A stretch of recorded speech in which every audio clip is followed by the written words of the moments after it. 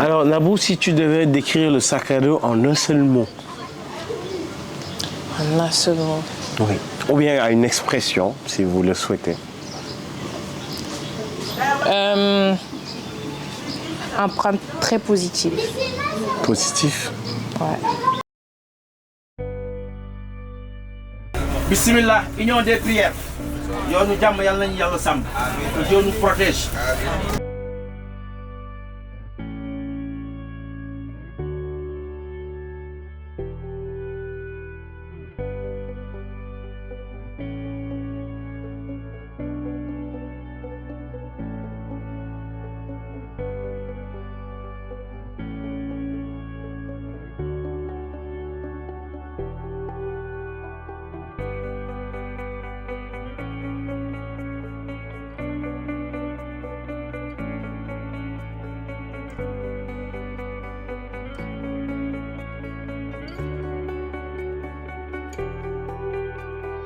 Alors, moi pour commencer, j'étais très pressée de faire le sac à dos parce que pour moi ça allait être prouver que je peux avoir du courage de marcher. Que même si c'est dur, même s'il y a des moments où je me sentais pas bien, j'ai quand même gardé la foi et ça m'a fait plaisir de marcher. Mais j'étais un petit peu fatiguée le dernier jour. Mais sinon c'était très bien. J'ai vraiment bien aimé.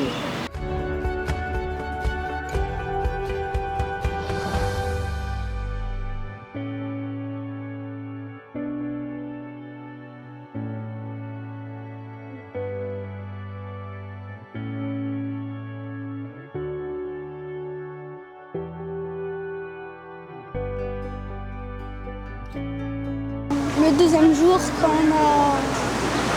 on peut dire traverser un champ. Voilà. Au début, ça allait. À la fin, je me suis un peu fatiguée. Et la chaleur, le soleil, c'est aussi que c'était qu'une ligne droite. Et voilà. Chaque minute, tonton Noé, il me disait c'est à l'antenne là-bas, c'est à l'antenne là-bas, c'est à l'antenne là-bas.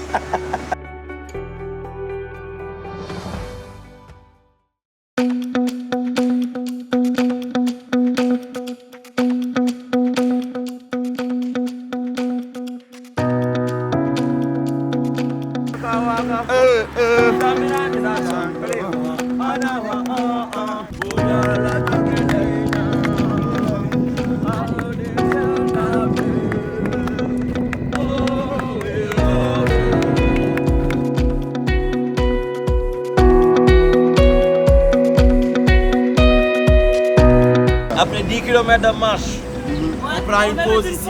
Voilà. Quand on a décidé de faire une pause, on est tombé sur une famille, sur une dame qui nous a accueillis, qui nous a autorisé à se servir de l'eau. Il faut savoir qu'en fait, elle avait perdu son mari quelques jours avant notre passage. Du coup, de voir sa générosité, ça marque.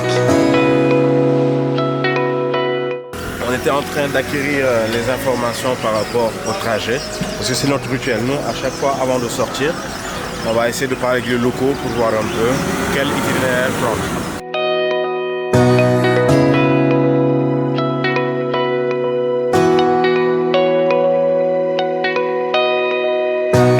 L'itinéraire, c'est Soko, Passy croisement Sokone, Paoskoto, Darussalam. Ce sac à dos m'a apporté beaucoup de choses. C'est-à-dire que la vie, c'est pas le téléphone, c'est pas les habits, s'habiller bien, aller sortir. C'est pas ça la vraie vie, quoi.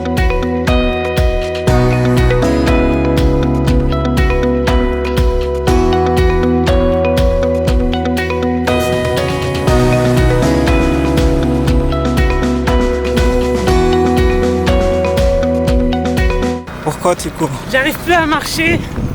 J'ai trop mal. Je me disais que le sac à dos ce serait super facile, que j'arriverais sans problème, que j'arriverais à destination pépère. Mais là je me rends compte que j'ai la diarrhée, j'ai le nez bouché, j'ai mal aux jambes, on marche beaucoup. Et franchement, je ne m'attendais pas à que ce soit aussi difficile.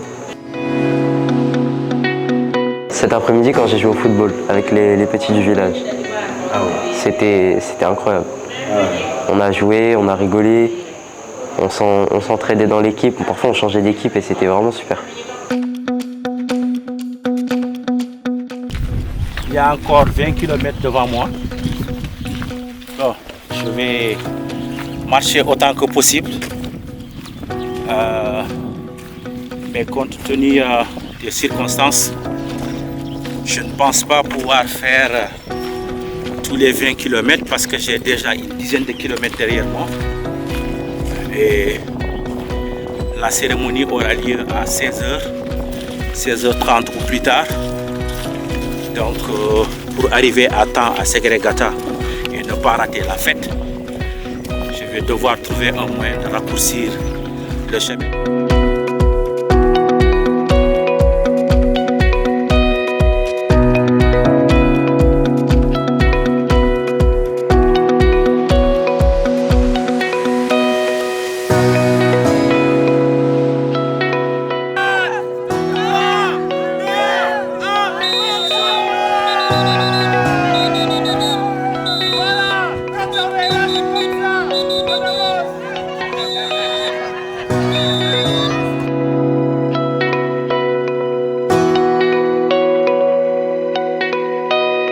Qu'est-ce que ça vous a fait quand vous êtes arrivé devant Segregata, où il y avait tout le monde qui était présent et on marchait tous pour aller vers l'école pour déposer les dons qu'on avait ramenés pour le poste de santé? J'étais très heureuse et ça m'avait beaucoup manqué notre groupe, la grande famille.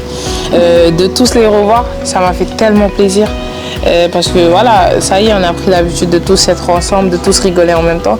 Et de voir qu'on est tous arrivés sains et saufs, ça m'a fait tellement plaisir, dans la joie, dans la bonne humeur, certains qui dansaient par là.